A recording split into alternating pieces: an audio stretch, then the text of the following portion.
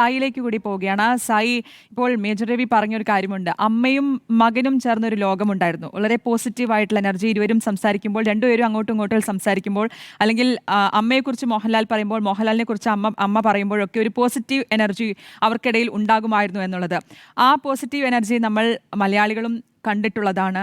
ആ ഒരു നഷ്ടം മോഹൻലാലിനെ സംബന്ധിച്ചിടത്തോളം ഇപ്പോൾ മേജർ രവി പറഞ്ഞ പോലെ തന്നെ വളരെയധികം നികത്താനാകാത്ത, കാരണം ആ ഒരു ബന്ധം മാത്രമല്ല അവർക്കിടയിൽ ഉണ്ടായിട്ടുള്ളത്. അതായത് അച്ഛൻ പോയി, സഹോദരൻ ഇല്ല, അങ്ങനെ അമ്മയും മകനും മാത്രമായിട്ടുള്ള ഒരു ലോകത്തിലേക്ക് കൂടി എത്തിയതായിരുന്നു. അപ്പോൾ അവിടെ ആ നഷ്ടം എത്രത്തോളം വലുതാണ് എന്നുള്ളതാണ്.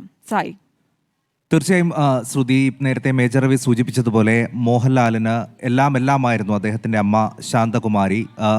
90 വയസ്സാണ് അവർക്ക് പ്രായമുണ്ടായിരുന്നത്. കഴിഞ്ഞ കുറേ നാളുകളായി കൊച്ചിയിലെ അവരുടെ എളമക്കരയിലെ വസതിയിലായിരുന്നു. വാർദ്ധക്യ സഹജമായ അസുഖങ്ങളെല്ലാം ഉണ്ടായിരുന്നു. ഏറ്റവും ഒടുവിൽ പിറന്നാൾ ആഘോഷത്തിനാണ് അന്ന് മോഹൻലാലും അവരുമൊത്തുള്ള പിറന്നാൾ ആഘോഷം നമ്മളെല്ലാവരും കണ്ടതാണ്.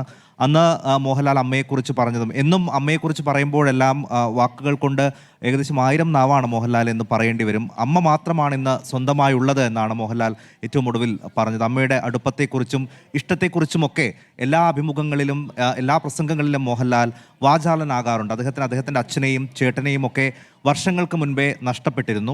നേരത്തെ സൂചിപ്പിച്ചതുപോലെ അമ്മയും മോഹൻലാലും മാത്രമാണ് ഉണ്ടായിരുന്നത്.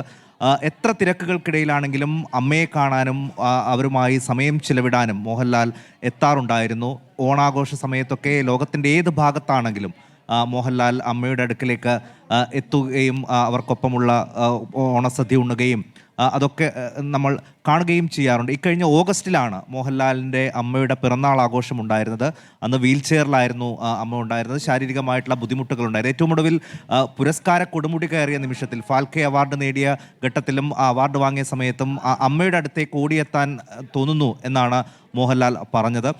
ചികിത്സയിലായിരുന്നു, അതുകൊണ്ടാണ് അവർ കൊച്ചിയിലേക്ക് താമസം മാറിയിരുന്നത്. വീൽ ചെയറിലിരുന്നാണ് അന്ന് മോഹൻലാലിൻ്റെ കുടുംബവും സുഹൃത്തുക്കളും എല്ലാവരും അന്ന് ഉണ്ടായിരുന്നു.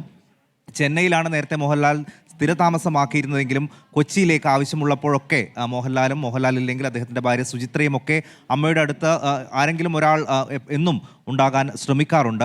മോഹൻലാൽ ഇല്ല എങ്കിൽ അവരുടെ അഭാവത്തിൽ ഭാര്യ സുചിത്രയായിരിക്കും അമ്മയെക്കുറിച്ച് ഉണ്ടാവുക. പല അഭിമുഖങ്ങളിലും മോഹൻലാൽ അമ്മയെക്കുറിച്ച് വാചാലനായിട്ടുണ്ട്. അദ്ദേഹത്തിൻ്റെ ആദ്യ സംവിധാന സംരംഭം, ഈ അടുത്തിറങ്ങിയ ബറോസ്, തിയേറ്ററിൽ പോയി കാണിക്കാൻ കഴിയാത്തതിലുള്ള സങ്കടമൊക്കെ മോഹൻലാൽ തുറന്നു പറയുകയും ഒക്കെ ചെയ്തിരുന്നു. ഇന്നും അമ്മയെ കണ്ടിട്ടാണ് വരുന്നത്. അന്ന് അഭിമുഖത്തിൽ മോഹൻലാൽ പറഞ്ഞത്, തിയേറ്ററിൽ പോയി സിനിമ കാണാനൊന്നുമുള്ള ആരോഗ്യം ഇപ്പോൾ അവർക്കില്ല, അതിൽ തനിക്ക് സങ്കടമുണ്ട്, പക്ഷേ ആ സിനിമയിലെ പാട്ടുകളൊക്കെ താൻ അമ്മയെ കേൾപ്പിച്ചു എന്നാണ് പറഞ്ഞത്. ലാലു എന്നാണ് ശാന്തകുമാരി മോഹൻലാലിനെ വിളിക്കുക. അദ്ദേഹത്തിൻ്റെ അമ്മയുടെയും അച്ഛൻ്റെയും പേരുള്ള വിശ്വശാന്തി ഫൗണ്ടേഷൻ, അതിൻ്റെ പേരിൽ നിരവധിയായിട്ടുള്ള സേവന പ്രവർത്തനങ്ങൾ ഒക്കെ നടത്താറുണ്ട്. അങ്ങനെ അദ്ദേഹത്തിൻ്റെ വളർച്ചയുടെ എല്ലാ ഘട്ടത്തിലും ആ അമ്മ പകർന്നു നൽകിയ സ്നേഹവും ഊർജ്ജവും ഒക്കെ തന്നെയാണ് ഉണ്ടായിരുന്നത്. ആ കരുതലിനെ കുറിച്ചൊക്കെ എന്നും വാചാലനാകാറുണ്ട് മോഹൻലാൽ. തൻ്റെ വളർച്ചയുടെ ഓരോ പടവിലും അമ്മ നൽകിയ സ്നേഹവും പിന്തുണയും ഒക്കെ മോഹൻലാൽ എടുത്തു പറയാറുണ്ട്. എന്തെങ്കിലും സങ്കടം വരുമ്പോൾ താൻ അമ്മയെയാണ് വിളിക്കുക, അമ്മയായിട്ടാണ് സംസാരിക്കുക. അപ്പോൾ തനിക്ക് കിട്ടുന്ന ആശ്വാസവും കരുതലും ഒക്കെ വളരെ വലുതാണ് എന്ന് മോഹൻലാൽ പറഞ്ഞു. തൻ്റെ എല്ലാ സിനിമയും തിയേറ്ററിൽ പോയി കാണാൻ കഴിയുന്നില്ലെങ്കിലും അമ്മയ്ക്ക് താൻ കാണിച്ചു കൊടുക്കാറുണ്ട്. അത് പെൻഡ്രൈവിലൊക്കെ എത്തിച്ച് വീട്ടിൽ ടി വിയിലൊക്കെ കാണിച്ചു കൊടുക്കാറുണ്ട്. ഏറ്റവും ഒടുവിൽ സ്ട്രോക്ക് വന്നത് മൂലമാണ് അവരുടെ ആരോഗ്യസ്ഥിതി വഷളാകുന്നത്. സംസാരത്തിലടക്കം ക്ലാരിറ്റി കുറവ് ഉണ്ടായിരുന്നു. പക്ഷേ തനിക്ക് അമ്മ പറയുന്നതെല്ലാം മനസ്സിലാകും. പെട്ടെന്ന് ഇങ്ങനെ ഒരു സംസാരിച്ചു കൊണ്ടിരിക്കുന്ന ഒരു ഘട്ടത്തിൽ തന്നെയാണ് പെട്ടെന്ന് അവർക്ക് സ്ട്രോക്ക് വരികയും ഈ സംസാരത്തിലടക്കം ബുദ്ധിമുട്ടുണ്ടാവുകയും ചെയ്തത്. പിന്നീട് കഴിഞ്ഞ 10 വർഷം അവർ ഈ ഒരു ആരോഗ്യപരമായിട്ടുള്ള പല ബുദ്ധിമുട്ടുകളും ഉണ്ടായിരുന്നു. അന്ന് കണ്ണ് നിറഞ്ഞുകൊണ്ടാണ് മോഹൻലാൽ അഭിമുഖത്തിൽ ഏറ്റവും ഒടുവിൽ അമ്മയുടെ തുടരുക. സജോ ദേവസി കൂടിയുണ്ട്. സജോ, ഈ എളമക്കരയിലെ വീട്ടിലാണ് അന്ത്യം സംഭവിച്ചത്. മകൻ മോഹൻലാൽ ആ സമയം അടുത്തുണ്ടായിരുന്നു എന്നാണ് മനസ്സിലാക്കുന്നത്. സംസ്കാര ചടങ്ങുകൾ അടക്കമുള്ള കാര്യങ്ങൾ എപ്പോഴായിരിക്കും, മറ്റു വിവരങ്ങൾ എന്തൊക്കെയാണ് ലഭ്യമാകുന്നത്? അത് സംബന്ധിച്ചുള്ള തീരുമാനം ഉണ്ടാകുന്നതേ ഉള്ളൂ. കാരണം നമുക്കറിയാവുന്നതുപോലെ മോഹൻലാലും അദ്ദേഹം തിരുവനന്തപുരത്താണ് അദ്ദേഹത്തിൻ്റെ സ്വദേശം എന്ന നിലയ്ക്ക് നമുക്ക് പറയാൻ കഴിയുന്നത്. അല്ലെങ്കിൽ അദ്ദേഹം അവിടെ കേന്ദ്രീകരിച്ചാണല്ലോ ദീർഘകാലമായി ജീവിച്ചു പോരുകയും ഒക്കെ ചെയ്തത്. അദ്ദേഹത്തിൻ്റെ അമ്മ തന്നെ കൊച്ചിയിലേക്ക് അദ്ദേഹം കൊണ്ടുവരുന്നതിൻ്റെ പ്രധാനപ്പെട്ട കാരണം ഈ ആരോഗ്യ പ്രശ്നങ്ങൾ നിമിത്തം ചികിത്സ കുറെ കൂടി എളുപ്പമാകുന്നതിനാണ്. കാരണം എളമക്കരയിലെ വീട്ടിൽ നിന്ന് അധികം ദൂരെയല്ല കൊച്ചിയിലെ അമൃത ആശുപത്രി. അതുകൊണ്ട് അമൃത ആശുപത്രിയിലാണ് ദീർഘകാലമായി ചികിത്സയിലുള്ളത്. ഈ പക്ഷാഘാതത്തെ തുടർന്നുള്ള കുറേ ആരോഗ്യ പ്രശ്നങ്ങൾ വന്നതോടുകൂടി സമ്പൂർണ്ണമായ വിശ്രമവും ചികിത്സയും എന്ന നിലയിലേക്ക് മാറിയിരുന്നു.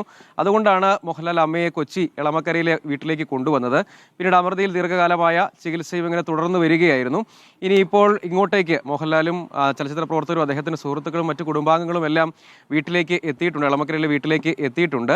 ഇനിയിപ്പോൾ സംസ്കാരം അടക്കമുള്ള കാര്യങ്ങൾ തിരുവനന്തപുരത്തെ മുടവൻമുകളിലുള്ള വീടടക്കമുണ്ട്, അവിടെ ആയിരിക്കും എന്ന് നമ്മൾ ഈ ഘട്ടത്തിൽ അനുമാനിക്കുന്നു. അതൊരു തീരുമാനം ഉണ്ടാവുകയും ചെയ്തിട്ടില്ല. ഏറ്റവും ഒടുവിൽ നമുക്ക് പറയാൻ കഴിയുന്നത് മോഹൻലാൽ കഴിഞ്ഞ വർഷം അമ്മയുടെ പിറന്നാൾ ആഘോഷം വളരെ കാര്യമായി തന്നെ സംഘടിപ്പിച്ചിരുന്നു, ഒരുക്കിയിരുന്നു. 89ാം പിറന്നാൾ, അതായത് 90ലേക്ക് കടക്കുന്നതിൻ്റെ ഒരു ആഘോഷം എന്ന നിലയ്ക്ക് പിറന്നാൾ ഒരുക്കിയിരുന്നു. എപ്പോഴും ആ മാതൃവാത്സല്യത്തിൻ്റെ വലിയ മുഖം എല്ലാ കാലത്തും മലയാളിക്ക് സുപരിചിതമാണ്. കാരണം മലയാളത്തിൻ്റെ മഹാനടൻ്റെ അമ്മ മലയാളത്തിൻ്റെ തന്നെ അമ്മയായി മാറുന്ന നിരവധി സന്ദർഭങ്ങളും മുഹൂർത്തങ്ങളും നമ്മൾ കണ്ടിട്ടുണ്ട്. അങ്ങനെയുള്ള ആ മാതൃവാത്സല്യം എല്ലാ കാലത്തും മോഹൻലാൽ എന്ന മഹാനടൻ പങ്കുവച്ചിട്ടുണ്ട്. അങ്ങനെയാണ് നമ്മൾ ആ അമ്മയെ അറിയുകയും കേൾക്കുകയും ചെയ്യുന്നത്. മറ്റൊരു കാര്യം, അദ്ദേഹത്തിൻ്റെ അടുത്ത സുഹൃത്തുക്കളും മറ്റുമൊക്കെ പറയുന്നു മോഹൻലാൽ എന്ന നടന് ഫാൽക്കെ പുരസ്കാരം അടക്കം ലഭിക്കുന്നു. അങ്ങനെ ഉന്നതമായ പുരസ്കാരങ്ങളും നടൻ എന്ന നിലയ്ക്ക് അല്ലെങ്കിൽ മോഹൻലാൽ എന്ന മനുഷ്യൻ ഉന്നതമായ ഒരുപാട് പദവികൾ ചവിട്ടിക്കയറുന്നതിന് ദൃക്സാക്ഷിയായതിന് ശേഷമാണ് ആ അമ്മ വിടവാങ്ങുന്നതെന്ന കാര്യമുണ്ട്. മോഹൻലാൽ മാത്രമല്ല, മക്കളും അദ്ദേഹത്തിൻ്റെ മക്കളുമൊക്കെ സിനിമയിൽ അരങ്ങേറ്റം കുറിക്കുകയും അതിനുശേഷം വിവിധ ചിത്രങ്ങളിലേക്കൊക്കെ വരികയും ഒക്കെ ചെയ്തതൊക്കെ കണ്ടിട്ടാണ് ആ അമ്മ മലയാളത്തിന് മഹാനടനെ സമ്മാനിച്ച് അതിൻ്റെ എല്ലാ സന്തോഷങ്ങളും കണ്ട് അതിന് ദൃക്സാക്ഷിയായതിനു ശേഷമാണ് വിടവാങ്ങി പോകുന്നത് എന്നൊരു കാര്യം കൂടി ഈ സന്ദർഭത്തിൽ അദ്ദേഹത്തോട് അടുത്ത് നിൽക്കുന്ന ആളുകളൊക്കെ പറഞ്ഞ ഒരു കാര്യമാണ്. ഇപ്പോൾ നമ്മളവിടെ അവരുമായി ആശയവിനിമയം നടത്തിയപ്പോൾ അതുകൊണ്ട് സംസ്കാരം ഉൾപ്പെടെയുള്ള കാര്യങ്ങൾ തിരുവനന്തപുരത്തായിരിക്കും നടക്കുക. കൊച്ചിയിലേക്ക് അമ്മയെ കൊണ്ടുവരാനുള്ള മോഹൻലാൽ എപ്പോഴും ആവർത്തിച്ച് അദ്ദേഹം അഭിമുഖങ്ങളിലൊക്കെ പറഞ്ഞൊരു കാര്യമുണ്ട്. അമ്മയുടെ അടുത്ത് ഇപ്പോഴും അമ്മയ്ക്ക് ഇത്ര പ്രായമുണ്ട്, മോഹൻലാൽ എന്ന മഹാനടന് ഇത്ര പ്രായമുണ്ട്, പക്ഷേ അമ്മയുടെ അടുത്ത് എപ്പോഴും ഒരു കൊച്ചു കുഞ്ഞിനെ പോലെ ആ മാതൃവാത്സല്യം അനുഭവിക്കാൻ കഴിഞ്ഞത് തന്നിലെ വ്യക്തിയെ, നടനെയൊക്കെ രൂപപ്പെടുത്തുന്നതിലെ പങ്ക് എത്രത്തോളം ഉണ്ടെന്ന് അദ്ദേഹം പലപ്പോഴും ആവർത്തിച്ച് പറഞ്ഞിട്ടുള്ളത് എത്ര അഭിമുഖങ്ങളിൽ നമ്മൾ കേട്ടിട്ടുണ്ട്.